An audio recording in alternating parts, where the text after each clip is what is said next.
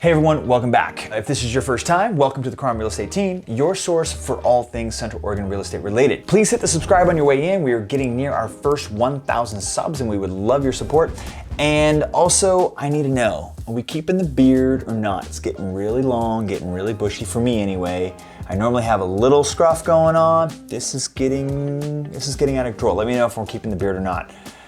I don't even know when you're gonna see this video, but just whatever. Throw some comments in there down below. I was on the phone the other day with a client. Hey Greg, told you I was gonna do this. And him and his wife wanted to know if all of the new construction lots that they're seeing out there really small, because it seems like it. And the answer is yes. Yes. I mean, you could go buy like $1 million piece of dirt in a neighborhood like Westgate or Tree Farm or something like that, and then build probably a $3 or $4 million house on top of that. But for most of us, we're not in that crazy high luxury market. Yes, so most of the new construction builders around, even some of the really nice ones. So, I mean, you're talking Hayden and Polish and Stonebridge is sort of most of the new construction that's going on in the area. But even like in Discovery West, where we've got custom homes and spec homes that are built by custom home builders, we're still talking really, really small lot sizes. It's just a fact of new construction. But it's not new construction that is the reason here. There's a ton more at play here. And so that's why we thought we'd give you an excellent explanation. Well, all right, a really good explanation at why the lot sizes are so small here in Bend.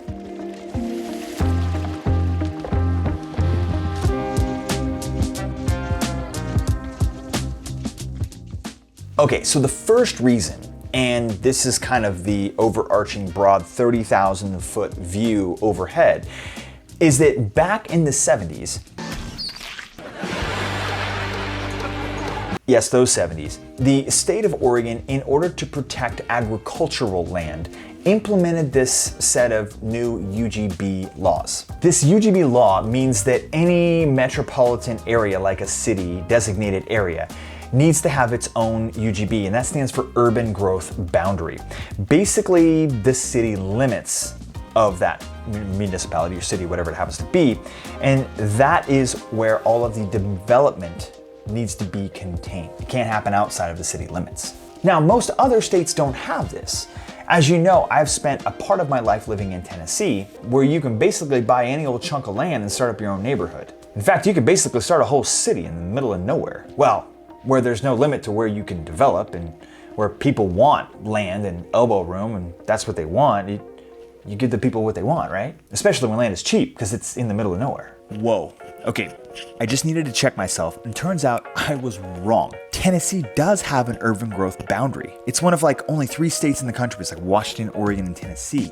And it looks like Montana is moving that direction. But in my defense, I will still say that there still is a lot of land to develop in the Tennessee urban growth boundaries. I mean, I looked at a map and it's different than the city limits. It's this massive wide boundary around the city.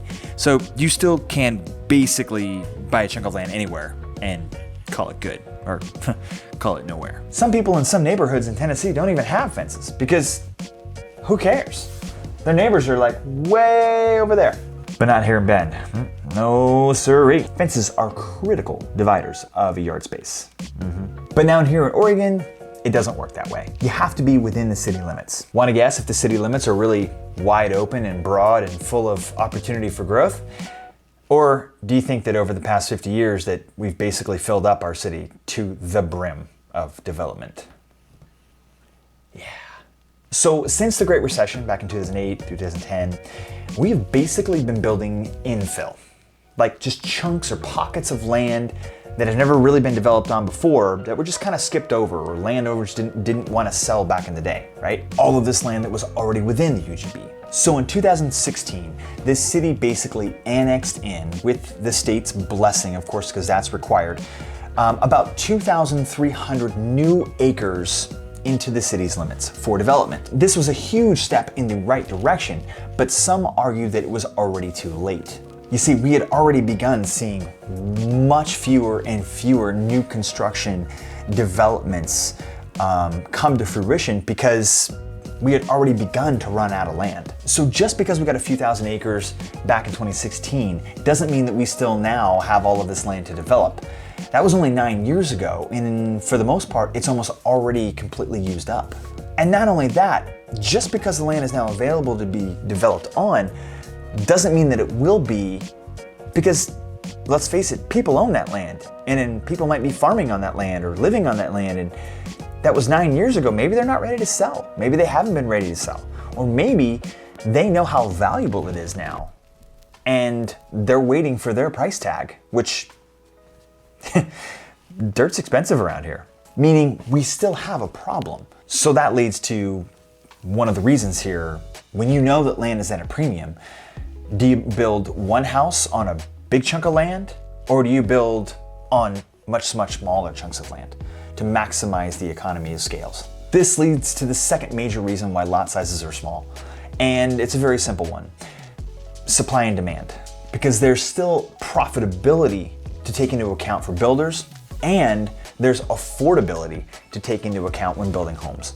For example, if a builder could fit 4 homes onto a particular piece of land, let's call it Lot A, for example, that's gonna be better for the builder in respect to profitability, and it's also gonna make it more affordable in terms of affordability. Because land is so expensive, if a builder took that same chunk of land and built one house on it, well then the builder wouldn't be making the profit as much, and not only that, but the overall expense of the land would make that house so expensive that most people wouldn't be able to afford it anyway. So not only are there economic impacts for the builders here at play, but also the third major reason why lot sizes are so small is because the city of Bend also has their own building code regulations, which are basically forcing lot sizes to be smaller. So the city is changing codes, and often. In fact, I can't really even keep up with it right now. And they have to approve of large master planned communities,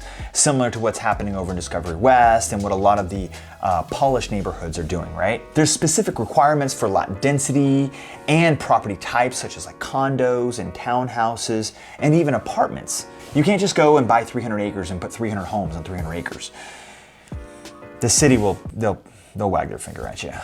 But even with existing lots, the city has changed the rules, allowing for smaller lot line setbacks and even increased density and coverage in medium and low density residential lots, even allowing for things like multiplexes to be built on normal residential lots. Again, all because they know that affordability is like at an all-time low, and they are doing what they can to try to help that. Not only does the city recognize this issue, but under increased pressure from the state, they are going to further increase densities and codes in Bend because of the new climate-friendly and equitable communities rules that are soon coming into play. This is a set of new and amended rules from the state that aim to change to reduce greenhouse emissions as a way to curb climate change. In doing so, they are open to further increases in density and the reduction of parking requirements. In their view, mixed uses that can blend residential, commercial, and even retail will translate into less need for cars because people can simply walk to their destinations, reducing the need for cars, thereby reducing carbon emissions. Personally, I've tried living that urban lifestyle, but I do prefer the more suburban neighborhood vibe myself. So what does that mean and what will happen next? Well, I can assure you that those traditional neighborhoods, like we talked about earlier, Discovery West, Petrosa, polished neighborhoods like that, those aren't going away. I can assure you of that. But will these new density increases, these new codes and these new density increases, will they help change this growing affordability crisis we're seeing? Only time will tell, to be honest. Hey, thanks so much for watching. As you can tell, I'm kind of just an open book. I like to tell it like it is, both the good and the bad. If you are thinking about making a move to Central Oregon, buying or selling in the area for that matter, my team and I would love to be your resource of choice. Feel free to reach out to us at krommrealestate.com. Do the whole thing, subscribe, hit the like button, leave us a comment down below on what your thoughts are about all of this new city proposals, and what do you think about the lot sizes that we have here in town? Thanks so much, and we'll see you next week.